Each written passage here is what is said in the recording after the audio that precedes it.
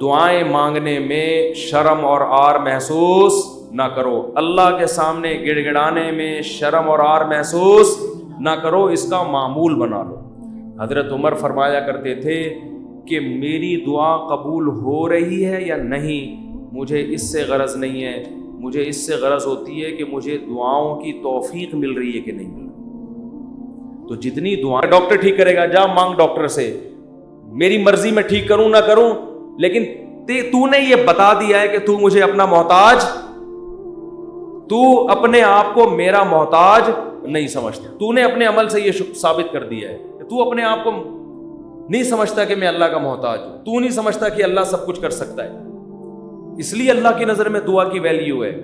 اگر آپ کا کوئی مسئلہ اٹکا ہوا ہے اور آپ اس کے اسباب اختیار کرتے ہو، دعا نہیں مانگتے، اللہ کہتے ہیں تیرا یہ خیال ہے کہ مسئلے میں دور نہیں کر سکتا، مسئلے تیرے گورنمنٹ دور کرے گی، یہ تکبر ہے جو آپ کو سزا کا ذریعہ بنے گا اور برکتیں چھین لے گا آپ کی زندگی سے۔ اس لیے قرآن کے الفاظ دیکھو، وقال ربکم ادعونی استجب لکم، اللہ کہتے ہیں کہ مجھ سے دعا مانگو، میں تمہاری دعا کو قبول کروں گا۔ ٹھیک ہے بھائی، یہ آپشن ہے نا، آپ بتاؤ جب کوئی گورنمنٹ کسی کو کوئی آپشن دیتی ہے یا کوئی بینیفٹس دیتی ہے تو گن پوائنٹ پہ تھوڑی دیتی ہے بھائی گورنمنٹ نے یہ کہا کہ قرضہ ملے گا بغیر سود کے، غریب لوگوں کو چاہیے اپنا مکان بنائے، یہ کہے گی نا گورنمنٹ، آگے دھمکی تو نہیں دے گی جس نے قرضہ نہیں لیا نا ہم سے مکان بنانے کے لیے اس کو شوٹ کر دیا جائے گا، ایسی دھمکی دے گی کبھی؟ یوں ہی کر دو اگر منہ سے نہیں نکل رہا کچھ۔ دھمکیاں دے کے کبھی کسی کو کوئی سہولت دی جاتی ہے؟ ہاں، دیہاتی مائیں کرتی ہیں ایسا، کھا۔ وہ ایک آدمی نے پرینک بنایا کہ انگریزوں کی مائیں اور پاکستانیوں کی مائیں میں کیا فرق ہے، بڑا زبردست تھا۔ انگریز کی ماں کھانا لا کے رکھ دے گی، کھانا ہے کھا، نہیں تو یہاں سے دفع ہو جا ٹھیک ہے۔ پاکستانی اور دیہاتی ماں کیا کرے گی، وہ میرا بیٹا کھا لے، یہ میں نے تیرے لیے پکائی ہے بریانی، میں نے تیرے لیے یہ پکایا ہے، پہلے منتیں کرے گی، بچہ نہیں کھائے گا تو دھمکیاں دینے پہ آ جائے گی، کھا ورنہ میں تھپڑ ماروں گی تیرے کی، بے غیرت تو نے بنوایا کیوں مجھ سے، یہ مجھے پتہ نہیں ہے۔ یہ تو نارملی ایسا ہوتا نہیں ہے کہ آپ کسی کو کوئی نعمت دے رہے ہو اور ساتھ میں بندوق نکال کے بولو کہ یہ لو۔ کسی کو آپ نے ہدیہ دیا، 100 روپے، 1000 روپے، 500 روپے آپ نے کسی کو دیے، یہ آپ کی خدمت میں، وہ کہہ رہے یار میں تو ابھی ضرورت نہیں ہے آپ کا، بڑی نوازش، آپ بندوق نکال لے، تو یہ ہدیہ رہے گا؟ یہ ہدیہ تھوڑی رہے گا۔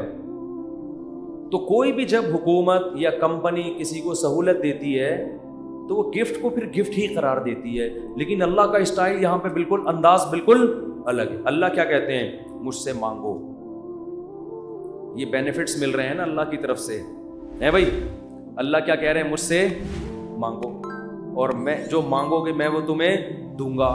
بس یہ اللہ ٹھیک ہے، ہمیں تو نے بتا دیا کہ ہم مانگیں گے اور تو دے گا، ہمیں یہ بات پتہ چل گئی، اب ہماری مرضی، ہم جب چاہیں تو اس سے مانگے، ہمیں یہ سہولت کا پتہ چل گیا، اب ہم ہماری مرضی، اب ہمارے، کہتے ہیں اٹس اپ ٹو یو، کہتے ہیں نا یہ اب آپ کے اوپر ہے، آپ مانگے یا نہیں مانگے۔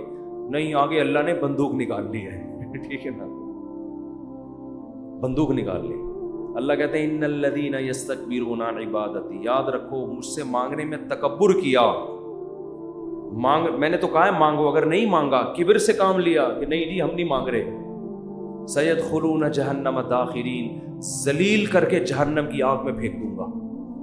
بڑے بھائی اللہ تو ہمیں گفٹ دے رہا ہے دعا کا یا جرمانہ لگا رہا ہے، کیا کر رہا ہے؟ سمجھ میں آنے والی بات ہے؟ کوئی سمجھ میں آنے والی بات؟ بالکل سمجھ میں نہیں آ رہی ہے۔ یہی وجہ ہے کہ قرآن میں اور مقام پہ جب اللہ نے کہا نا میری یہ نعمتیں کھاؤ، تو پھر یہ نہیں کہا نہیں کھاؤ گے تو یوں کر دوں گا، یہ نہیں کہا۔ اللہ نے قرآن میں کہا کلو وشربو، کھاؤ اور پیو، حد سے تجاوز نہ کرو، یہ نہیں کہا اگر نہیں کھایا نا تو جہنم میں پھینک دوں گا، یہ کہا قرآن نے؟ کیا ہو گیا بھائی؟ اللہ نے کہا فن کے ہو، نکاح کرو، یہ نہیں کہا نہیں کیا نا جہنم میں پھینک دوں گا میں، بشرطے کہ گناہ سے بچے انسان، گناہ کرو گے پھر تو جاؤ گے جہنم۔ لیکن جو بھی اللہ نے نعمتیں دی ہیں ان کو بندوق کی نوک سے نہیں اللہ نے کہا، کیونکہ وہ نعمت پھر نعمت رہتی نہیں ہے، وہ نعمت تھوڑی رہتی ہے پھر وہ. لیکن یہاں اللہ کیا کہہ رہے ہیں؟ مجھ سے مانگو میں تمہیں دوں گا. ہم خوش ہو گئے، زبردست، اللہ کی طرف سے انعام مل گیا. ٹھیک ہے، جب سہولت سے ٹائم ملے گا تو مانگ لیں گے، موڈ ہوگا. اور نہیں بھی مانگا تو اللہ نے بس ایک آپشن دیا ہے کہ مانگو گے تو ملے گا. لیکن اللہ نے کیا کیا؟ انداز دیکھو. کہا کہ اگر نہیں مانگا تو جہنم میں ذلیل کر کے داخل کر دوں گا. سوال پیدا ہوتا ہے، اللہ یہ تو گفٹ دے رہا ہے یا ہمیں ڈرا رہا ہے، آزمائش میں ڈال رہا ہے؟ اللہ کہتے ہیں گفٹ بھی دے رہا ہوں لیکن یہ بہت بڑی آزمائش بھی ہے. کیونکہ اگر کوئی بہت بڑا سیٹ آپ کو ایک خالی چیک دے اور کہے اس پہ پیسے لکھو اور سائن کر دو، اور آپ اس چیک کو اٹھا کے اس کے سامنے ڈسٹ بن میں ڈال دو، اس کا مطلب آپ کا یہ نہیں ہے کہ آپ کو پیسوں کی ضرورت نہیں ہے. آپ کا سیٹ کے بارے میں خیال ہے کہ اس نے جھوٹا چیک دیا ہے، یہ جھوٹ بول رہا ہے، ورنہ کبھی آپ اس کو ڈسٹ بن میں اٹھا کے نہیں پھینکتے. بہت مشکل ہے بات سمجھانا، بہت مشکل. آپ غریب ہیں، کھانے کو روٹی نہیں ہے، ایک سیٹھ نے آ کے آپ کو ایک سونے کی ڈلی پکڑا دی، کہا لے موج کر، یہ کروڑوں روپے کی ہے. آپ نے اٹھا کے اس کو آپ نے کہا آپ نے اچھی آفر کی مجھے، بہت اچھا تحفہ ہے، بہت خوشی ہوئی، اب آپ جا سکتے ہیں. بیگم سے کہا اس کو کچرے میں پھینک دو. سیٹھ کو پتہ چلے گا نا تو وہ کہے گا بیٹا تو اتنا بڑا سیٹھ تو ہے نہیں کہ تجھے اس کی ضرورت نہ ہو، یہ تو میں جانتا ہوں، کھانے کو تیرے پاس روٹی نہیں ہے. یہ جو تو نے اس کو ڈسٹ بن میں پھینکا ہے نا، یہ اس کی علامت ہے تو مجھے جھوٹا سمجھتا ہے کہ میں نے تجھے جو سونے کی ڈلی دی ہے وہ سونے کی نہیں ہے، اس پہ سونے کا پانی چڑھا ہوا ہے. تو یہ کس کے جھوٹ بولنے؟ یہ اصل میں تو میرے اوپر الزام لگا رہا ہے. اللہ کہتے ہیں مانگو. اللہ کو پتہ ہے کہ ہم سب محتاج ہیں، ہمارے درجنوں مسائل ہیں. ایسا دنیا میں کوئی نہیں ہے جس کے سارے مسئلے حل ہو گئے. مسئلہ حل ہوتا ہے تو 20 مسئلے پیدا کر کے حل ہوتا ہے وہ. اب دیکھو کتنے مسائل ہیں. کسی کوئی بے روزگار ہے، پیسے نہیں ہیں، پیسے آ گئے تو خطرات بڑھ گئے، ڈکیتی کا خطرہ. پیسے آ گئے تو 10 مسائل کھڑے ہو گئے. اور کوئی مسئلہ کھڑا ہو گیا، گردے کا مسئلہ ٹھیک ہوا، ہارٹ کا پیشنٹ بن گیا، اور 20 قسم کے مسائل ہیں نا. سب کچھ ٹھیک ہے تو پھر بھی سکون نہیں ہے زندگی میں، نیند نہیں آ رہی، نیند کی گولیاں کھا کے سو رہے ہیں. دنیا میں ٹینشن لیس آدمی کوئی بھی نہیں ہے. اب اللہ نے کہا مانگو. اب ہمیں اللہ نے بلینک چیک دے دیا ہے کہ جو لکھو گے میں دے دوں گا تمہیں. آپ نے اللہ کی اس آپشن کو، اللہ کی اس نعمت کو اٹھا کے ڈسٹ بن میں پھینک دیا. آپ ہر ایک کے در پہ جا کے اپنی حاجتیں بیان کرتے ہو. کبھی تھانے میں پہنچے ہوئے ہوتے ہو، کبھی ڈی سی آفس پہنچے ہوئے ہوتے ہو، کبھی ڈی ایس پی کے پاس پہنچے ہوئے ہوتے ہو، کبھی وزیر اعظم سے رابطے کی کوشش میں، کبھی مسجد کے امام سے آ کے کہہ رہے ہوتے چڑیل آ گئی ہے، کوئی دم درود کر کے اس کو بھگا دو گھر سے. 10 قسم کے. لیکن اللہ کا دروازہ کھٹکھٹانے کے لیے تیار نہیں ہو تو یہ اس کی علامت نہیں ہے کہ آپ کے مسائل حل ہو گئے. یہ اس کی علامت ہے کہ آپ نے اللہ کی آفر کو ہلکا سمجھا ہے. اللہ کو معاذ اللہ آپ نے جھوٹا سمجھا ہے. اللہ کو معاذ اللہ آپ نے اس کے بیان کو سیاسی بیان سمجھا ہے. لیکن جو ایمان والے لوگ ہیں وہ اللہ کی اس آفر سے فائدہ اٹھاتے ہیں. کتابوں میں لکھا ہے کہ یعقوب علیہ السلام کے بیٹے جب ان سے بچھڑے تھے، اتنی اللہ سے دعائیں مانگی کہ ان کے گھٹنے سجدے میں گر گر کے دعائیں مانگ مانگ کے ان کے گھٹنوں اور بازوؤں پہ نشان پڑ گئے تھے. وہ انبیاء بہت دعائیں مانگتے ہیں، ہر بات میں دعا، ہر بات میں دعا. قرآن کہتا ہے مجاہدین جو میدان جنگ میں لڑائی کے لیے اترتے ہیں وہ کیا دعا مانگتے تھے؟ ربنا افرغ علینا صبرا وثبت اقدامنا. اے اللہ ہمارے اوپر صبر کو انڈیل دے، ہمارے قدموں کو مضبوطی سے جما دے اور ہمیں ان دشمنوں پر فتح دے. تمام اسباب وسائل کے ساتھ اترے ہیں مگر دعائیں کس سے مانگ رہے ہیں؟ اللہ سے. بدر میں دیکھو اللہ نے ہمارے نبی سے وعدہ کیا تھا مدد کروں گا، لیکن صحابہ کہتے ہیں نبی پوری رات مصلے پہ سردے میں روتے رہے ہیں، اللہ سے مدد کی دعائیں مانگتے رہے ہیں. حالانکہ اللہ نے تو مدد کا وعدہ کیا ہے پھر بھی مانگ رہے ہیں. اے اللہ اگر یہ 313 شہید ہو گئے تو تیری دنیا میں عبادت کرنے والا کوئی بھی نہیں ہوگا. اللہ کو واسطے بھی دے رہے ہیں. جہاں پیغمبروں کے ساتھ کوئی زکریا علیہ السلام کی اولاد نہیں، اللہ سے اولاد مانگ رہے، پوری زندگی اسی میں گزر گئی. बुढ़ापे में जाके औलाद मिली है। तो सारे पैगंबरों का अल्लाह ने यही तस्करा किया, हर बात में दुआ। सुलेमान अलैहिस्सलाम जो हाजत पूरी हो रही है फौरन क्या कर रहे हैं, अल्लाह से दुआ। अय्यूब अलैहिस्सलाम परेशानियों में, जिंदगी टेंशनों में, बीमारियों में, कुरान कहते हैं अल्लाह से हाथ उठा के दुआएं मांगते थे। अन्नी मस्सनी अद्दुर, ए अल्लाह बहुत परेशानी में हूँ। अंत अरहमुर राहिमीन, तू सबसे ज़्यादा रहम करने वाला। पैगंबरों को इससे गरज नहीं होता, इससे गरज नहीं होती कि दुआ कबूल हो रही है या नहीं हो रही। कहते हम मांगते रहें बस, हमारा काम क्या है। और याद रखो जब कबूल ना हो रही हो ना, फिर मांगने का मजा है। मजा कब है, आपके कैसी उल्टी उल्टी बातें करने के लिए मुस्ताफ ने बुलाया है। कबूल ना हो रही हो ना तो फिर है मांगना, तभी तो ये इसकी अलामत है कि आपका अल्लाह पे ईमान है और वही कबूल होती है। बाज दफा आप अल्लाह से जो चीज मांगते हैं अल्लाह वो नहीं देता, उसका ऑल्टरनेट दे देता है। एक साहब का फोन आया, मुझे किसी से इश्क हुआ है और मैं दुआएं मांग मांग के थक गया, फिर भी नहीं हो रही शादी। आजकल तो लड़कों के यही मसाइल हैं, मांग मांग के दुआएं थक गया। तो आप कहते हैं दुआएं कबूल होती हैं, मैं तो फिर इस पे और तड़का लगा देता हूं। मैं कहता हूं बहुत से लोग कहते हैं हम जिसको मांग रहे हैं वो मिली नहीं, चलो नहीं मिली, मुकद्दर में होगा, दुआ कबूल नहीं हुई। मुफ्ती साहब कह रहे हैं दुआएं क्या होती हैं, कबूल। लेकिन उसकी कहीं और शादी की खबर हमें मिल रही है। तो अल्लाह अगर दुआ कबूल नहीं करता तो कम से कम ऐसा तो ना करे ना कि उसकी कहीं शादी हो रही है और हमें इत्तला मिल रही है। खुशी खुशी लोग बता रहे हैं तुम्हें पता है उसकी शादी हो गई, चलो यहां तक भी बात समझ में आती है। उसके बच्चा हुआ, हमें इत्तला दी जा रही है आगे, अरे तुम्हें खुशखबरी सुनाए वसीम भाई, कोई वसीम बैठे हो तो माजरत, तुम्हें पता है वो जो तुम्हारी क्लास फेलो थी उसकी एक जगह शादी हो गई थी, उसके माशाल्लाह आज बेटा पैदा हुआ है। और इंसान तबता यार हमने तो लैलतुल कद्र में दुआएं मांगी थी हमें मिल जाए, और उधर भी चले भी वहां गई और उसके बच्चा भी पैदा हो गया। और तबाही उस वक्त आती है जब वो बच्चा समझदार होके आपको मामू कहना शुरू कर देगा। हकीकत में जब आप उनके घर जाए मिलने के लिए और वो आपकी पुरानी गर्लफ्रेंड बच्चे को तारुफ करवा रही है, तुम्हारे मामू लगते हैं ये रिश्ते में, हकीकी तो नहीं है लेकिन रिश्ते में क्या लगते हैं, मामू। तो आप कहोगे यार ये दुआएं कबूल हो रही है, ये क्या हो रहा है, तो इस तरह भी होती हैं। तो ऐसे लोगों को मैं कहता हूं कि जो ये मायूस होते हैं ना, ये कबूल तो नहीं हो रही, ओ भाई तो दुनिया में एक ही औरत पैदा हुई है क्या? अल्लाह के इल्म में ये बात थी कि वो तेरे लिए नुकसानदेह थी, हर चीज तुम्हारे लिए नहीं है। कुरान क्या कहते हैं, आसान तक रहू शैअन, बहुत सी चीज़ों को तुम पसंद नहीं करते लेकिन अल्लाह ने उसमें खैर रखी होती है।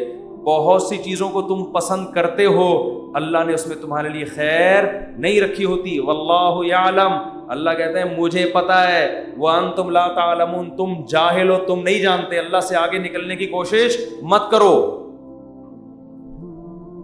सूरह कहफ में वाकया नहीं है क्या कि हजरत खज़िर अलैहिस्सलाम ने एक नौजवान बच्चे को कत्ल कर दिया था।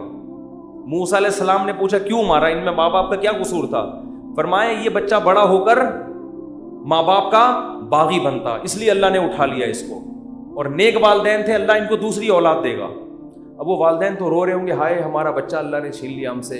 भाई अल्लाह के इल्म में ये बात है कि इसके का नेमुल बदल अल्लाह तुम्हें अता करेगा, और वो ऐसा होगा जो तुम्हारी खिदमत करेगा। हमें नहीं पता, कुछों की औलाद नहीं होती, वो परेशान है, हो क्यों नहीं रही, इसी में खैर है।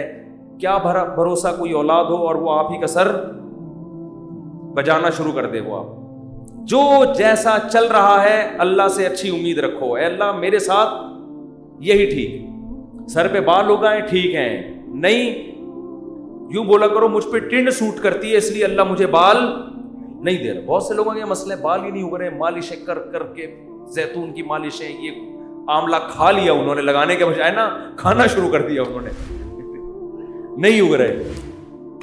ऐसे लोग ऐसे गंजे दुनिया में मौजूद हैं। मुझसे आके पूछ रहे होते हैं आपने क्या किया है जो आपके बाल उगाए? तो भाई हर एक के नहीं उगेंगे, यह आजमाइश है अल्लाह की तरफ से। तो इसी में सब्र करो यार, मर के क्या हो जाएंगे, खत्म। इसी में इस पे रोटियां पकाओ। जब एक बड़ा सर हो ना और बड़ी खूबसूरत सी टिंड हो तो मेरा तो दिल करता है इसको धूप में गर्म करके इस पे चपातियां मजा आता है। سر بھی بڑھاؤ اور تمیز سے بناؤ، تو ایک دم ایک ایسا فیل سا ہوتا ہے. خیر یہ تو مزاق، اس پہ ایڈریس لکھ لو، کبھی گم نہیں ہو گیا آپ.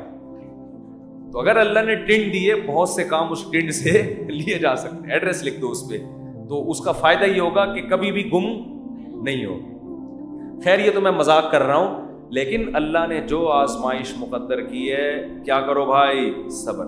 خواتین پریشان ہوتی ہیں، بچے مر جاتے ہیں بعض دفعہ بچپن میں.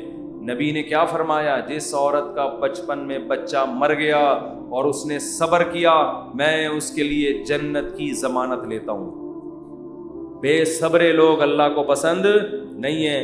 ہم نے اپنے بچپن میں ایسی عورتیں بھی دیکھی ہیں، جوان بیٹا مر گیا، آنسو نکل رہے ہیں ان کے، میں نے خود اپنی آنکھوں سے دیکھا، آنسو نکل رہے ہیں ماں کے، لیکن اللہ سے کہہ رہی ہے اے اللہ یہ آنسو میرے اختیار میں نہیں ہے اس لیے رو رہی ہوں، کہیں تو مجھے بے صبرے لوگوں میں شامل نہ کر لینا. میں نے ایسی عورتیں دیکھی ہیں بچپن میں، جوان بیٹا مرا ہوا ہے اور ماں رو کے کیا کہہ رہی ہے؟ اللہ یہ میرے اختیار میں نہیں ہے اس لیے رو رہی ہوں.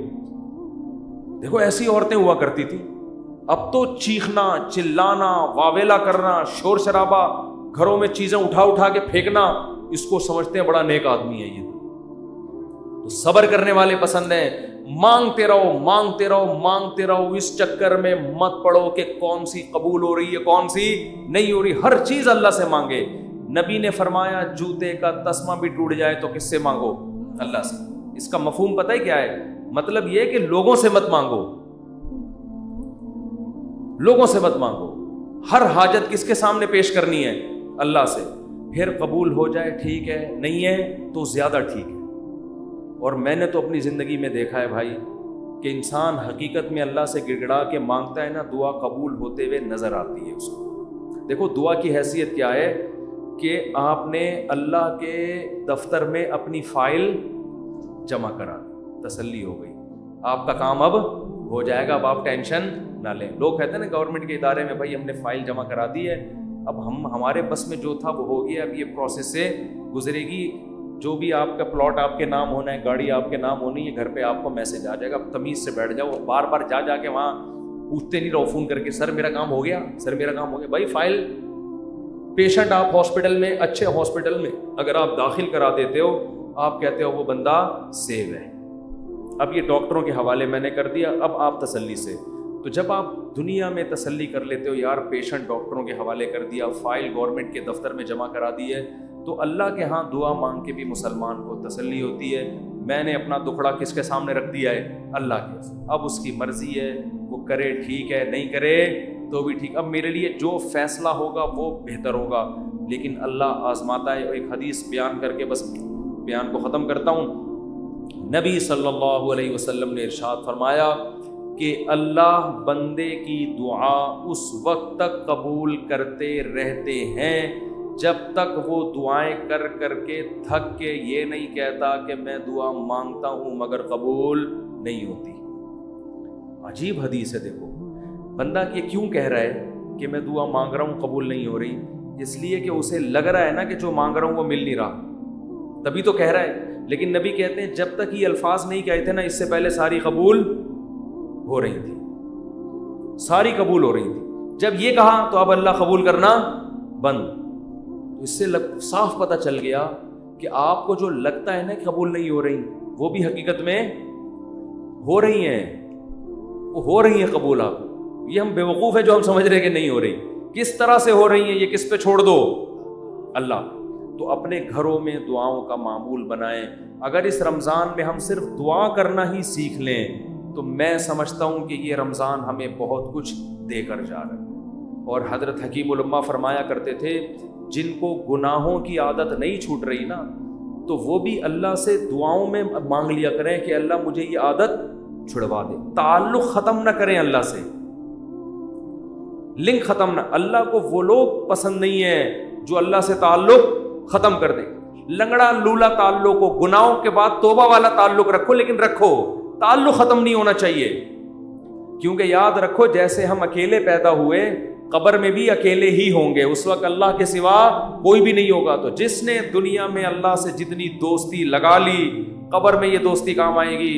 اور جس نے دنیا میں اللہ سے لا نہیں لگائی, اللہ کو یاد نہیں رکھا, بیوی بچوں کے بکھیڑوں میں, دوستوں کے بکھیڑوں میں, رشتہ داروں کے بکھیڑوں میں پڑا رہا, پیسوں کے بکھیڑوں میں, تو قبر میں ان میں سے کوئی بھی کام نہیں آئے گا. قبر کی تنہائی اللہ کی یاد دور کرتی ہے. قرآن کی تلاوت, ذکر, اذکار, یہ قبر کی میں روشنی کا ذریعہ بنے گی. اور اگر اللہ سے دل میں وحشت ہے, نہ مانگنے کی عادت ڈالی, یہاں مانگو گے تو وہاں بھی قبول ہوگی. اور نبی صلی اللہ علیہ وسلم نے فرمایا کہ تنگی کی حالت ہو یا خوشی کی حالت ہو, دونوں حالتوں میں اللہ سے مانگنا ہے. پریشانیوں میں اللہ سب کو یاد آتا ہے, خوشیوں میں اللہ یاد آنا مشکل. جب پریشانی ہوتی ہے ابھی تو ہندو بھی اللہ سے دعائیں مانگ رہے ہیں. کورونا پھیلا ہوا ہے, وہ بھی آ کے مسلمانوں سے کہہ رہے ہیں اللہ سے مانگو. بھائی ہماری دادی اللہ مغفرت فرمائے بتایا کرتی تھی, اور بھی میں نے یہاں ایک بزرگ تھے ان سے بھی سنا, کہ جب ہندوستان میں قحط پڑتا تھا تو ہندو مسلمانوں سے آ کے کہتے تھے اللہ سے دعا مانگو یہ قحط دور ہو جائے. تو جب سخت مصیبت آتی ہے, میں نے ایک دفعہ جہاز میں سفر کر رہا تھا, تو کراچی سے ہم پتہ نہیں اسلام آباد یا لاہور, تو کیا ہوا ہے جہاز میں اکثر لبرل قسم کے لوگ بیٹھے ہوتے ہیں, اکثر, زیادہ تر نہیں, اکثر, جو اللہ کو ذرا کم ہی یاد کرتے ہیں, ذرا ماڈرن قسم کے لوگ ہوتے ہیں نا جہاز میں, پیسہ ہوتا ہے تو, ورنہ وہ ٹرین سے, نیک آدمی ہوتا تو ٹرین سے جا رہا ہوتا نا, یا بس سے جا رہا ہوتا بیچارہ, چھت پہ بیٹھ کے جا رہا ہوتا. پیسہ آتا ہے تو دین اکثر چلا جاتا. تو اکثر جہاز میں دیکھا ہے لبرل, ایئرپورٹ پہ ہی اسٹائل پتہ چل جاتا ہے. تو ہم جا رہے ہیں, ہمیں کراچی سے جہاز چلا ہے, راستے میں کہیں موسم خراب, تو ہلکے پھلکے 2-3 جھٹکے آئے جہاز کو. میں نے تو لیپ ٹاپ نکالا, وصیت کو اپڈیٹ کر دیا نا. ٹھیک ہے, تو میرے پاس ہر وقت وصیت نامہ رہتا ہے, کوئی بھی ایسی بات ہے کوئی لکھ, اپڈیٹ کیا یا کرنے کا ارادہ کیا, ابھی پوری بات مجھے یاد نہیں ہے, لیکن میں اکثر ایسا کر دیتا ہوں کہ جب کوئی ایسا خطرہ ہوتا ہے فون پہ بتا دیتا ہوں. جہاز میں تو فون کر نہیں سکتے. ایک دفعہ ہم مکہ سے مدینہ جا رہے تھے, عربی ڈرائیور تھا, اس نے جو بھگائی ہے گاڑی, ٹیکسی لی تھی کرائے پر, تو میں نے گھر باقاعدہ فون کر کے 2-3 وصیت نامے اسی وقت لکھوائے. میں نے کہا مجھے یقین نہیں ہے کہ میں مدینہ پہنچ پاؤں گا. اس نے نمبر پلیٹ پہ کالا کپڑا لگا دیا تاکہ کیمرے میں, اور وہ جو بھگائی ہے اس نے, اور وہ جو راستے میں روکنے کے لیے آ رہی ہوتی ان کو بھی اڑاتا ہوا نکل گیا. وہ جب نمبر ہی ٹریس نہیں ہو رہا اس کا, تو ایسے بھی ہوتا ہے بعض دفعہ. تو جہاز میں پہلا جھٹکا آیا, کوئی اللہ کی, کوئی بھی اللہ کو یاد نہیں کرتا. آ رہا ہے, ایئر ہوسٹس نے بتایا کوئی نارمل تھوڑا سا سیٹ بیلٹ باندھ لیں, وہ جو ٹھش پش اس نے کرنی تھی کر دی. 2-3 دفعہ ٹھش پش کر کے وہ نکل گئی. آگے گئے ہیں تھوڑا اور, پھر اور, پھر اور, او بھائی پھر جو جہاز نے ہچکولے کھانا شروع کیے, اب طبیعتیں خراب ہونا, وہ جو اوپر سے چیزیں گرنا شروع ہو گئی نا. مجھے جنید جمشید یاد آیا. میں نے کہا اللہ بچا لے تو زیادہ خوشی ہوگی, بچ جائیں تو باقی تیرے ہاتھ میں. مانگنی تو اللہ سے عافیت چاہیے نا, اللہ زندگی دیتے, ہم تو محتاج ہیں نا. اللہ کے سامنے فنٹر گیری نہیں, اللہ تیری مرضی, مارنا مار دے, میں موت سے تھوڑی ڈرتا ہوں. یہ بھی بعض لوگ کر رہے ہو, میں موت سے ڈرتا ورتا نہیں ہوں. یہ نہیں اللہ کو پسند ہے. اللہ پیسہ دینا ہے دے, نہیں دینا نہیں دے. ہمارے نبی کے گھر میں 40 دن چولہا نہیں جلتا تھا, میرے گھر میں اگر 80 دن نہ جلے تو کیا ہو گیا. اللہ کو تو محتاج ہی پسند ہے بھائی, گڑ گڑاؤ, مانگو اس سے. تو میں نے بھی دعا مانگی, اللہ اس مصیبت سے ہمیں نجات دے دے. لیکن ویسے ایک آپ کو بات بتاؤں, جہاز کی موت ہوتی بہت آسان ہے, اس میں زیادہ ٹینشن لینے کی ضرورت نہیں ہے. کیونکہ ٹرین سے آدمی ٹکراتا ہے نا, پتہ نہیں کون سی کدھر سے جا کے کٹے, کون سا سر پچ کے, بس میں جائے ٹانگ پھنس گئی کھڑکی میں, بہت بھیانک موت ہے. جہاز میں ایسی موت ہوتی, میں نے تو جہازوں کے انجینئروں سے بھی دوستی ہے, پائلٹوں سے بھی, وہ کہتے ہیں جہاز میں آپ بیٹھے ہوئے ہیں, فوراً پہنچ گئے دوسرے جہان میں. وہ جو تھوڑی میں تھوڑا ہل رہا ہے اس کا تو خطرہ ہوتا ہے کہ یہ ہو کیا رہا ہے ہمارے ساتھ, لیکن جب ٹکراتا ہے نا, اللہ نہ کرے, تو یا جیسے ہی اس کی اسپیڈ کم ہوئی یا کسی سے ٹکرایا تو ہماری کھوپڑی ہمارے تن سے فوراً سے پہلے جیسے سر قلم کر دیا کسی کا, تو ایک دم مر جاتا ہے. اس لیے زیادہ ٹینشن نہ لیا کریں. تو اب وہ جب ہلنا شروع ہوا تو شروع میں تو لوگ انجوائے کر رہے ہیں بھائی, کوئی اخبار پڑھ رہا ہے, کوئی کیا کر رہا ہے, کوئی ویڈیو گیم کھیل رہا ہے, کوئی فلم دیکھ رہا ہے, جو بھی موبائل پہ لگے ہوئے ہیں. جب زیادہ ہلنا شروع ہوا ہے نا تو اللہ اللہ کی آوازیں آنا شروع. میں نے کہا اب دیکھو یہ انسان کتنا نالائق. اللہ نے اتنے جھٹکے دیے, اب بول اللہ نہیں, ابھی تک نہیں. اخبار, پب جی, یہ سب چیزیں چل رہی ہیں. وہ جب چیزیں گرنا, اور ایئر ہوسٹس وہ جو پانی وانی لے کر آتی ہے نا, وہ بھی دھڑام سے ادھر کو نیچے. جب اتنی حالت ہوئی ہے, وہ ایئر ہوسٹس بولے ایکچولی کچھ بھی نہیں, کچھ بھی نہیں, کچھ بھی نہیں. لوگوں کو پتا ہے کہ ان کو تو یہ سکھا کے بھیجا جاتا ہے کہ کچھ بھی ہو جائے آپ نے بولنا ہے کہ کچھ نہیں ہوا, کیونکہ ان کو تو تنخواہ اس چیز کی مل رہی ہے نا. کیونکہ اب اگر کچھ ہو یا نہ ہو, آپ کے چیخنے سے ہونے والا کچھ بھی نہیں ہے. تو یہ جہاز کے عملے کو سکھایا جاتا ہے کہ چاہے تباہ بھی ہو جائے نا, کچھ بھی ہو جائے, آپ نے یہی بولنا ہے کہ ٹینشن لینے کا نہیں ہے. وہ 50-50 کی طرح بالکل, کہ وہ کمنٹری کر رہا ہے سلیم اللہ بہت اچھا کھیل رہا ہے, بہت اچھا کھیل رہا ہے. لوگ کہہ رہے ہیں بھائی یہ کہاں کھیل رہا ہے ہاکی میں, کہہ رہے ہیں بہت, میں تو یہ بولوں گا یہ بہت اچھا کھیل رہا ہے. جو آڈینس بیٹھے ہوئے تھے تماشائی, انہوں نے کہا ہم جا رہے ہیں, اس نے کہا جہنم میں جاؤ تم لوگ, لیکن یہ بہت اچھا کھیل رہا ہے. پھر پیچھے دکھایا کہ اس کے کسی نے بندوق رکھی ہوئی ہے, یہاں پہ بندوق رکھی ہوئی. تو ایئر ہوسٹس نے تو یہی بولنا ہے کہ نارمل ہے, کچھ بھی نہیں. اس کو ٹریننگ دی جاتی ہے اس کی, کیونکہ اگر لوگ چیخیں گے چلائیں گے تو پہلے ہی جہاز تباہ ہونے کا خطرہ ہے نا, پائلٹ پہ کو ٹینشن دیں گے لے جا کے.